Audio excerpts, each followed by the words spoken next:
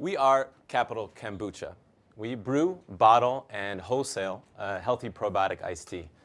And we've bootstrapped this business, and we've delayed equity fundraising.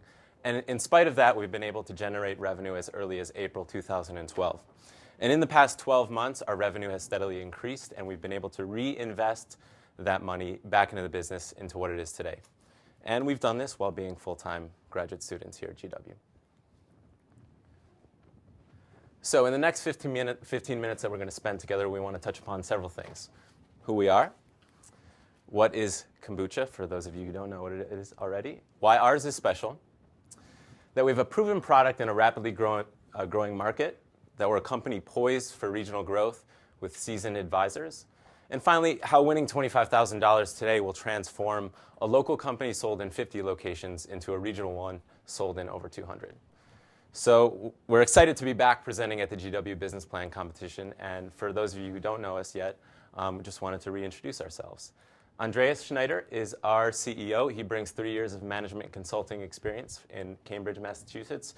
He has an intimate connection with food and beverage from growing up on a commercial organic farm in upstate New York. John Lee is our COO. He is a structural engineer who spent 6 years designing transportation systems in New York. So he's really the guy who's going to design our internal operations. John's connection with food and beverage, his parents were in a food distribution business in Queens. So he's going to speak to how we're going to scale our distribution later in the presentation. And finally, because no group would be complete without a lawyer, there's me. It's my intention to provide my 3 years of intellectual property experience in managing our brand, our marketing, and our growing IP portfolio. So a little bit about our product, kombucha. To demystify it, cha just means tea in Chinese. Kombu is one of the first guys to be attributed to fermenting tea.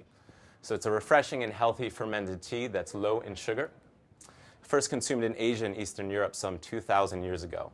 The process to making it is very similar to beer, cider, and vinegar. A culture of yeast and bacteria feeds off of sugar, and it transforms the tea into the finished kombucha, which has a shelf life of approximately 2 months.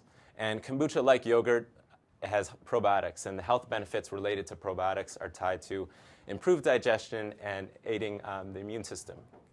So that is serving as a powerful alternative to artificial beverages and sugary sodas, which have been linked to chronic diseases.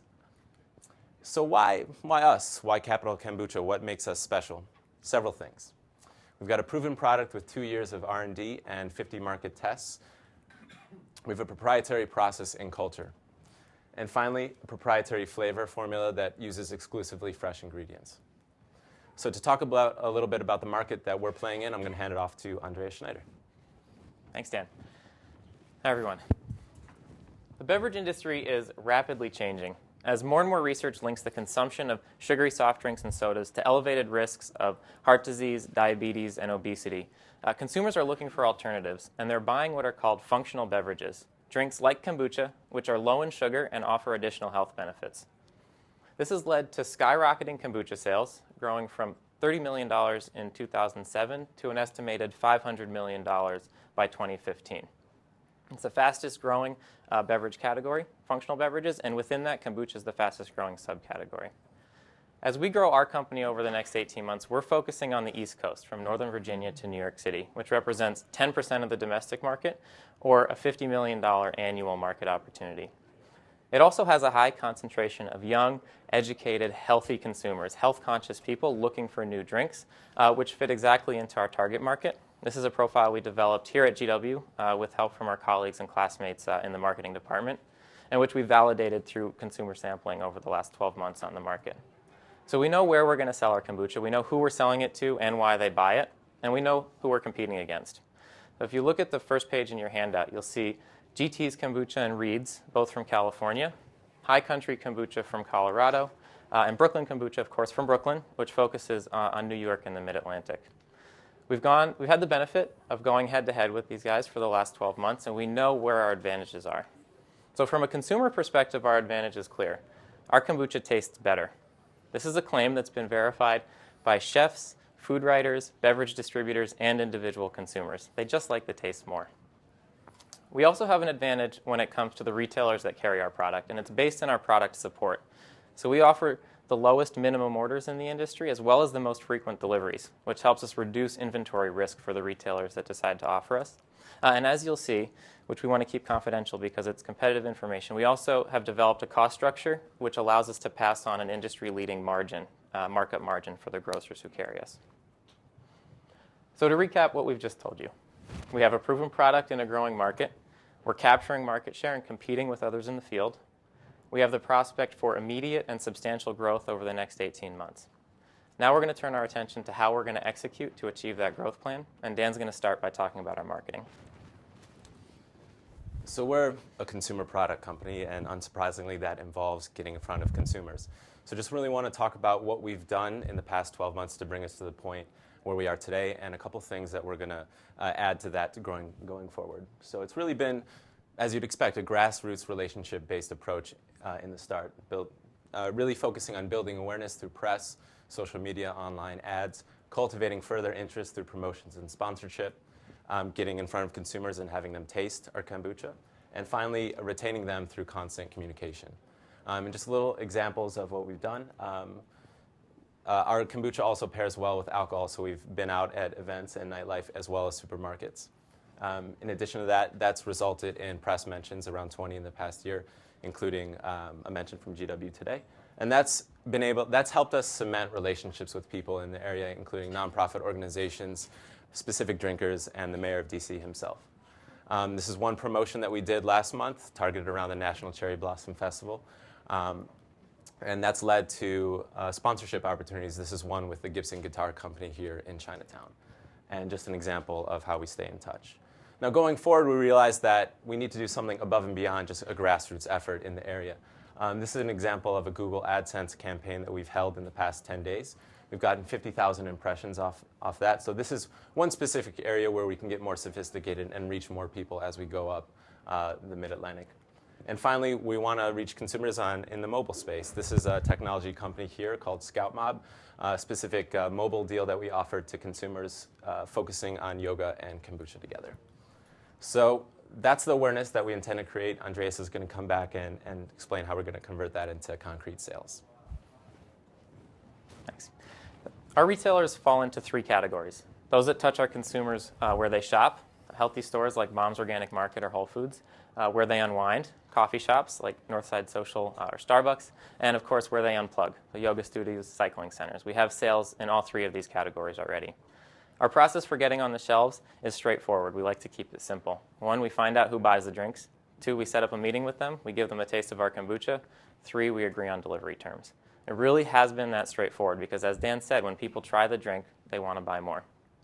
And it's led to an average cycle of 2 to 4 weeks from our initial contact with the buyer to their initial delivery. And that's been pretty steady over our first year in business. It's what we've used to establish our current footprint in 50 stores around the region. And it's what we're going to use as we grow through 3 phases over the next 18 months, moving up through Maryland, Pennsylvania, and into New York. We've already identified the stores we're going to target in Phase 1, Phase 2, and Phase 3. And what's left is now to get out there, meet them, and execute our sales cycle, leading to a retail footprint at the end of 2014 that'll look like this, roughly 200 stores up and down the East Coast. So that's how we're getting it out there. Now we've got to actually make the stuff. So John's going to talk to you about how we're scaling our production and distribution. Let's talk about production and distribution.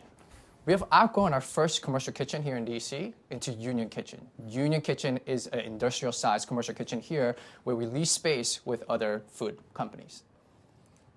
So talking about our proprietary production process, we brew and ferment using our proprietary yeast and bacteria.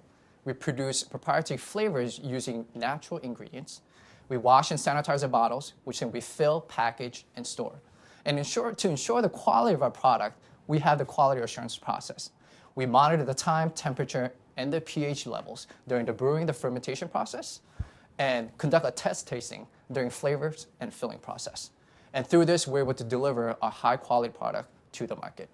And to automate our process a little bit, we have acquired an automatic label applicator and automatic filling machine.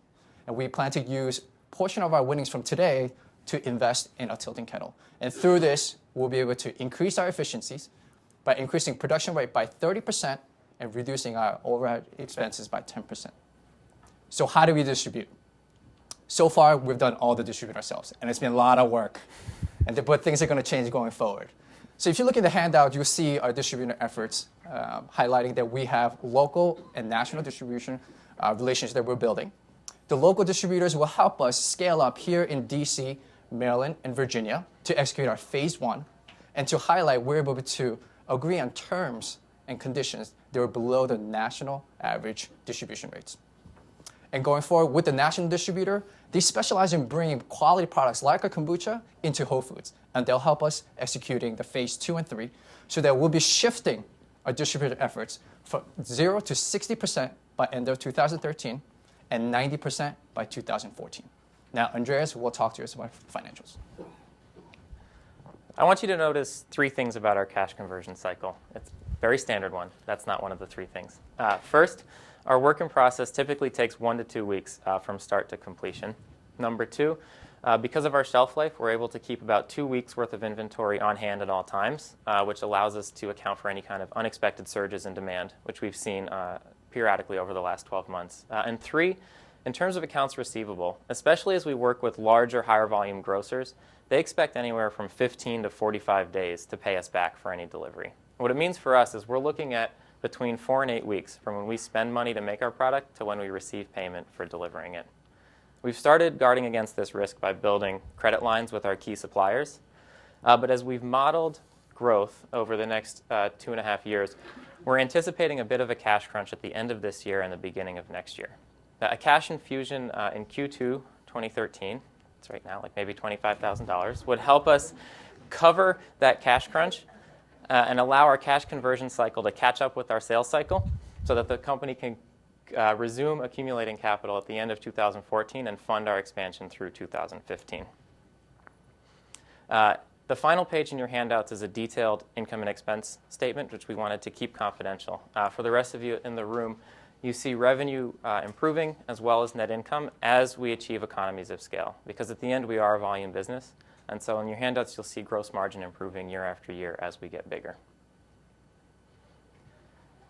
We've built a team of advisors to help us develop and execute this growth plan. First among those is Jim Cook. He's the founder of Boston Beer Company and creator of Sam Adams. And he's really helped us think through how you scale a microbrewing process and think about increasing distribution, production, and sales. And he went through the same stage of hand delivering and hand distributing before he built his company. So he's been a great sounding board. Lex McCusker, former dean of the business school at Stevens Technology Institute, has conducted a lot of research into early stage companies and worked with entrepreneurs all over the country. David Samuels has worked with a number of startups here in DC, taking them from founding through funding and into exit. And so he's helping us really develop our financial plan. And John Fitzgerald, years of experience as a corporate attorney before starting his own private equity firm. And he's really helped us think about what's next, even further beyond 2015. Where do we go from regional? What happens after a regional company? So to summarize, we have a proven product in a rapidly growing market. We're already competing with and taking market share from other players in the field. We have the prospect for immediate growth, and we have the management and advisory team to achieve and execute our plan. And winning $25,000 today will help take us from a local player sold in 50 stores around here to a regional player sold in more than 200 stores by the end of 2014. We appreciate your time, and we look forward to answering any questions you may have. Thank you. Stay there. Okay, Michelle. Quick question. What makes your tea better, taste-wise, image-wise, than some of the other competitors? In terms of taste, it's the most accessible kombucha. Fermented foods in general can have an abrasive or sour quality. Our process doesn't create that. It eliminates that vinegary taste and makes it kind of a smoother, easier to approach drink for someone who's never had kombucha before. Which chain have you had the most success with so far? Mom's Organic Market is they have a 10-store chain around Maryland and Virginia, and so they've been great over the past year. I tried it last year, but I don't remember. And I've not really ever drank kombucha. But can you drink the whole thing? Like, can most people drink it in one sitting, like with lunch or with dinner or whatever? Yes. But let's say they don't finish it. How long does it last? So the only change that will happen once you open it is the carbonation will start to go away. And some of it's like a soft drink in that sense, and some of the flavor, at least the punch of the freshness, will go away. But it can be kept in your fridge for 8 weeks. Okay. So managing the consumer experience, getting trial and then the shelf facings, have you done much evaluation of what you're going to do and how you're going to stimulate both the in-purchase trial but also the attractiveness of your particular position in the aisle? When you say consumer, do you mean our retail buyers or the end person consumer? in the store who walks by the shelf facing, how do they know to go pick it up? And how do they know to go grab your product because you've made it attractive and you have little things hanging off it that say, buy me, buy me, buy me? Yeah. Do you want to talk about sampling? Yeah, so we conduct a lot of samples in store. We do demos of the product, which one of the things that I think highlights our product a little bit more than the national products because they don't actually come and allow the customers to taste the product. So from there, we're converting our current kombucha drinkers into our brand. And at the same time, retailers have been really been excited about our packaging and placing it on our eye level so that it's easy access for the consumers. Built in your P&L because you're going to have to do it yourself going forward. Yes. Yes, it is. And it's actually, I was reminded of it during Sunny's talk at the beginning of the day. When we've designed our packaging, we're continually reassessing what works. And that's one of the areas that Mom's Market has really helped us. Is they like to support local businesses. We have a made locally tag on all shelves in the Mom's stores, as well as in Yes. And so they've been really good in giving us feedback in terms of adding colors or changing the labeling or working with the size of the bottle to give them the best chance to highlight it on their shelves. Have you tried to innovate in terms of the packaging, like selling it in a 6-ounce bottle instead of what looked like a pretty big bottle? We've done several things. We've sold it in a traditional 12-ounce bottle. We sell in kegs in several locations, so it's on draft like a beer. And we've looked into smaller sizes, and that's something, like Andreas mentioned, that we're reassessing right now. If there are no other questions, thank you very much, gentlemen. Thanks. Thank you.